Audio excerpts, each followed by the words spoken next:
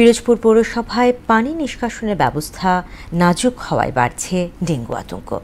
কিন্তু শহরের ড্রেন ও খালে ময়লার স্তূপ পরিষ্কারে তেমন কোনো উদ্যোগ নেই। তবে ডেঙ্গুর প্রাদুর্ভাব কমাতে কাজ করার কথা বললেন প্রশাসন। নুরুদ্দিনের প্রতিবেদন, জানাচ্ছেন আফরিন পপি।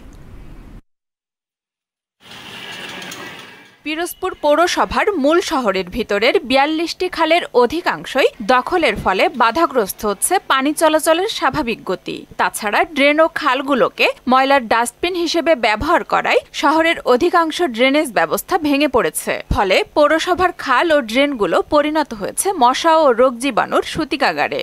বাসার সামনে পৌরসভার ড্রেন আছে, এই ড্রেন আপনার দীর্ঘদিন পরিষ্কার করে না, পরিষ্কার করার পরও যদি করে কখনো উপরে উঠেই রাখে, কিন্তু এই যে আপনার মশা মারার জন্য কোনো ব্যবস্থা গ্রহণ করে না। পৌরসভা থেকে একটু সুন্দরভাবে পরিচ্ছন্নতা বা পরিষ্কারভাবে করে, তাহলে আমরা দেখা যায় যে সুস্থ সুন্দরভাবে আমরা বাঁচতে পারি। ড্রেনের মশা এবং রাস্তার ময়লা এই দুটির যন্ত্রণায় অতিষ্ঠ।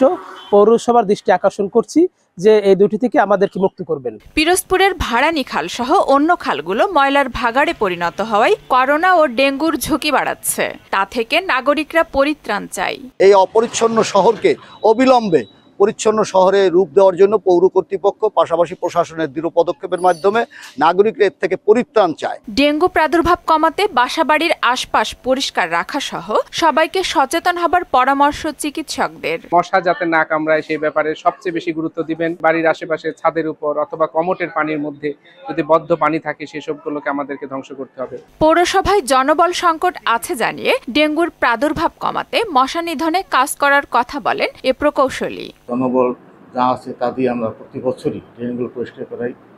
ইভেন এখন যে আমাদের ডেঙ্গুর যে প্রবণতা দেখা যাচ্ছে সেই প্রসঙ্গে গত পরশু আমরা একটা মিটিং করেছি টিএলসিসি, সেখানেও এটা নিয়ে আলোচনা, ব্যাপক আলোচনা। সেখানে আমরা কর্মসূচি, আমাদের প্রশাসক মহোদয় কিছু কর্মসূচি নির্ধারণ করছেন রেজলিউশনের মাধ্যমে। শহরের ড্রেন ও খালগুলো নিয়মিত পরিষ্কার করতে প্রশাসনের দ্রুত কার্যকর ব্যবস্থা গ্রহণের দাবি পৌরবাসীর। আফরিন পপি, মোহনা সংবাদ।